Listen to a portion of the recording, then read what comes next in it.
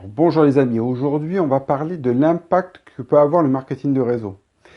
Je vais vous donner un exemple. J'ai été invité il y a quelques jours à une conférence sur le développement personnel.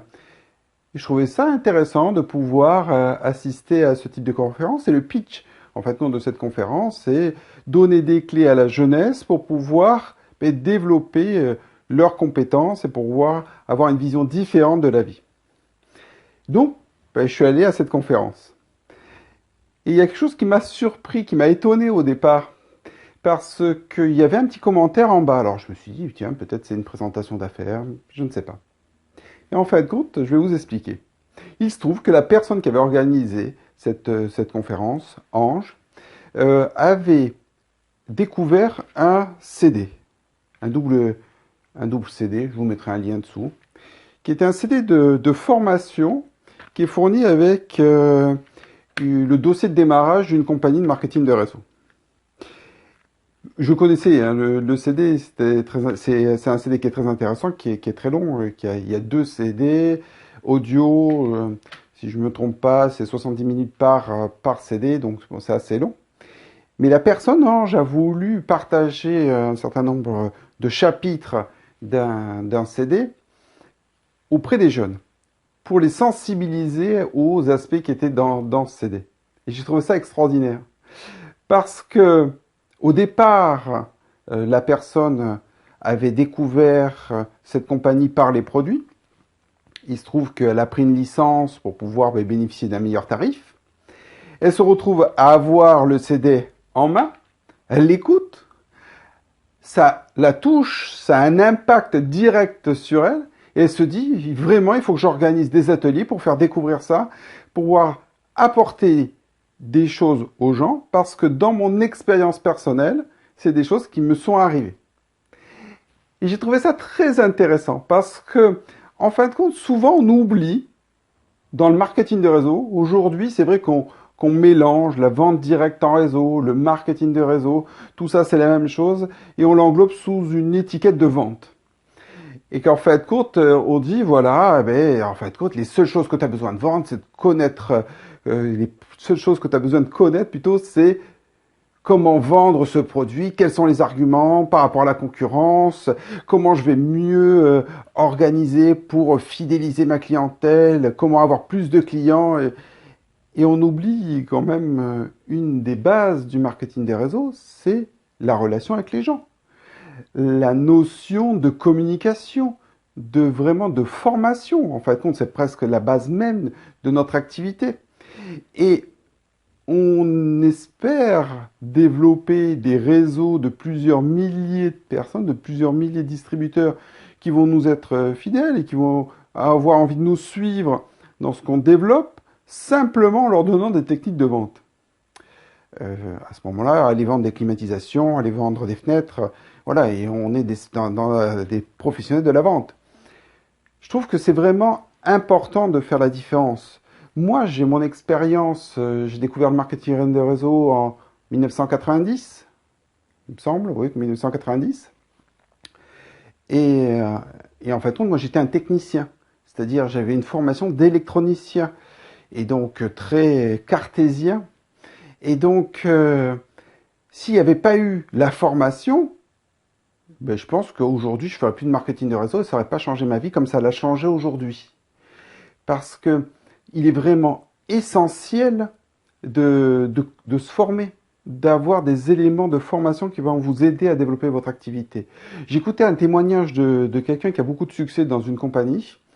Ça fait 3 ans qu'il développe du marketing de réseau.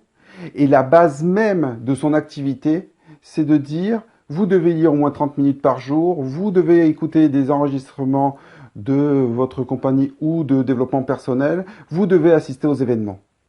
C'est immuable, c'est quelque chose qui existe depuis le début qu'on développe du marketing de réseau, et c'est vrai que si on veut durer dans le temps, c'est comme ça que ça fonctionne. Il se trouve que c'était quelqu'un qui venait pas du tout du marketing de réseau, et ça a été pas facile pour lui de développer ça, mais aujourd'hui, il ne fait que ça avec ses associés. Alors, pour ma part, moi, quand j'ai démarré le marketing de réseau, on m'a dit, voilà, il faut écouter des enregistrements, il faut lire des livres. Et c'est vrai que le premier livre qu'on m'a conseillé, c'est celui-là. Le Comment se faire des amis de Dale Carnegie. Alors, je crois que c'est le pire titre qui a pu exister, parce qu'en fait, compte, ça ne parle pas d'amis, ça parle de communication. Et je pense que toutes les personnes qui maîtrisent ce livre correctement et qui le font dans la bonne façon ont tous les atouts pour pouvoir développer des activités, que ce soit dans le marketing de réseau ou ailleurs. C'est ça, en fin de compte, qui est vraiment très important. Moi, j'ai rencontré énormément de monde qui ont fait du marketing de réseau et qui ont arrêté aujourd'hui.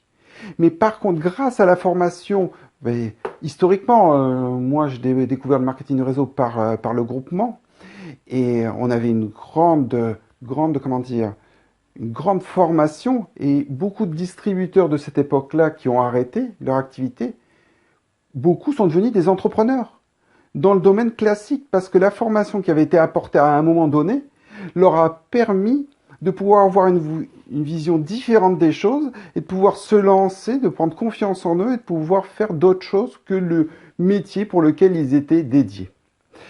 Alors, à l'époque, le Comment se faire des amis n'était que en livre. Maintenant, vous pouvez le trouver aussi en CD audio. Et les deux autres livres, il y en a eu plein d'autres, mais un des livres qu'on m'a conseillé dès le départ de lire, c'est bien sûr Réfléchissez, devenez riche, qui existe aussi en CD. Alors, ça, c'est un livre, moi je l'ai lu, j'avais 18 ans, j'avoue, j'ai rien compris. Il y avait un secret à trouver là-dedans, j'ai mis des années, je l'ai relu plusieurs fois, je comprenais vraiment pas où était le secret qu'il fallait découvrir. Quand je su après que Bob Proctor avait eu la première version de ce livre entre les mains et qu'il avait fait fortune grâce à ce livre et que le seul livre, essentiellement le seul livre qu'il lit tout le temps à longueur de journée, qu'il en a toujours un exemplaire sur lui, c'est le qui est Réfléchissez, devenez riche. J'ai dit mince, il y a un truc que j'ai vraiment pas compris, quoi. Donc, je me suis intéressé au livre et j'ai trouvé des choses très intéressantes. Après, un autre livre qui est excellent, c'est La magie de voir grand. Alors, tous ces livres ont un aspect en commun. Et on peut ne pas être d'accord avec ces livres. Et on aura presque même tendance à dire que ça peut être du bourrage de crâne. Et vous avez raison, c'est du bourrage de crâne. Mais on s'en fout. Parce que quand vous regardez les infos tous les jours, quand vous êtes entouré des gens qui sont autour de vous, eux aussi vous font du bourrage de crâne. Mais là, ils vous donnent une façon différente de voir les choses. Une façon peut-être intéressante de pouvoir développer vos activités, de prendre en main votre vie. Peut-être que vous ferez jamais du marketing de réseau et peut-être que c'est pas fait pour vous. Eh bien, c'est pas bien grave. Ce qui est intéressant, c'est prenez la formation, prenez ce qu'il peut y avoir pour bon pour vous. Parce qu'après, si vous prenez ce qui est bon pour vous, vous allez pouvoir le partager facilement. Un des troisième livres que moi j'aime beaucoup, alors c'est Rendez-vous au sommet. Alors, c'est vraiment des livres qui sont vraiment très, très intéressants. Après, on aime, on n'aime pas. Il y en a plein d'autres. Moi, je suis très friand des livres comment ça s'appelle? Des livres, des romans d'inspiration. Alors, pour la plupart, ils se basent sur rien. C'est une façon de faire passer un message. Mais des livres comme le livre des secrets, qui est un livre pour moi extraordinaire, qui est vraiment extraordinaire pour pouvoir développer des activités, mais qui vraiment permet de toucher profondément. Et c'est ça qui est intéressant dans le marketing des réseaux. C'est de pouvoir apporter une vision différente des choses grâce à la formation et de pouvoir aider chaque personne à aller de l'avant. Alors, un des derniers, alors tout ça, c'est des vieux livres que je vous ai montrés. Un des livres que j'adore en roman d'inspiration aujourd'hui, c'est le Why Café. Alors, le Why Café, c'est vraiment une histoire. Je ne vais pas vous raconter parce que je gâcherai l'histoire, parce que l'histoire est vraiment extraordinaire et elle elle pose trois questions qui sont vraiment très intéressantes. Je vous laisse lire. Mais tout ça est vraiment très important. Rendez-vous compte que le marketing de réseau peut avoir un impact vraiment très important sur votre vie. Ne regardez pas que l'aspect vente. Bien sûr, la rémunération que vous allez obtenir est basée sur le chiffre d'affaires que vous allez générer. Donc, du nombre de distributeurs qui vont vous suivre ou du nombre de clients qui vont vous suivre. Ce n'est basé que sur ça, que sur le fait du chiffre d'affaires qui va être généré par votre équipe et la vôtre, bien sûr. Donc, bien sûr, il y a un aspect commerce dans le marketing du réseau. Mais il faut aller au-delà de ça. Vous êtes en train d'impliquer des gens à développer une activité en plus de ce qu'ils font. Ce qui est élémentaire, hein. C'est-à-dire vraiment, il faut qu'ils le développent en plus d'une activité principale. Donc, ils vont consacrer 5, 10, 15 heures de leur temps libre pour développer une activité. Si c'est exactement la même mentalité que dans leur travail, avec un petit chef qui leur tape sur la tête pour qu'ils avancent, qui ait aucune reconnaissance, mais pourquoi il le fera avec vous? À ce moment-là, autant aller faire des ménages, ils sont payés 8 euros de l'heure, et puis voilà, on n'en parle plus, quoi. Il faut vraiment que vous apportiez autre chose, avec votre opportunité, avec la formation que vous apportez, parce que sinon, ben, vous êtes une société de vente traditionnelle. Vous n'êtes pas en train de faire du marketing de réseau. Vous espérez vous appuyer sur un réseau pour vendre vos produits. Et c'est tout. Donc vous avez vraiment besoin de créer cette dynamique. Et pour que cette dynamique existe, il faut que ça s'appuie sur un rêve, un objectif, quelque chose à réaliser. Il y a vraiment besoin de passer du temps avec la personne qui va démarrer votre activité pour savoir pourquoi elle démarre. Quel est son rêve? Pourquoi elle a envie? Est-ce qu'elle a envie d'avoir, je sais pas, un harac? Elle aime les chevaux, elle aime les voitures. Elle a envie simplement d'apporter plus aux gens. Mais si vous savez pas tout ça et que vous êtes là juste dans l'objectif, oui, atteindre ma qualification, comment je peux le qualifier, quelle structure qu'il faut qu'il ait, on va nulle part. Il y a un enregistrement qui est extraordinaire, qui s'appelle Tout commence par un rêve.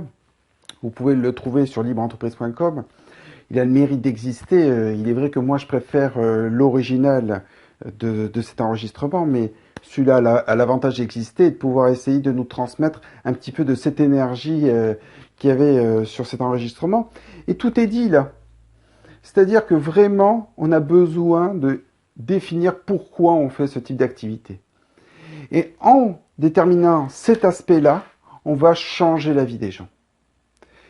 Donc, faites vraiment très attention. Vous n'êtes pas que dans une affaire de vente. Bien sûr, vous allez faire du commerce. Mais vous êtes surtout dans une affaire de développement, d'épanouissement personnel. Donc, prenez ça en compte et prenez soin de vous. Au revoir.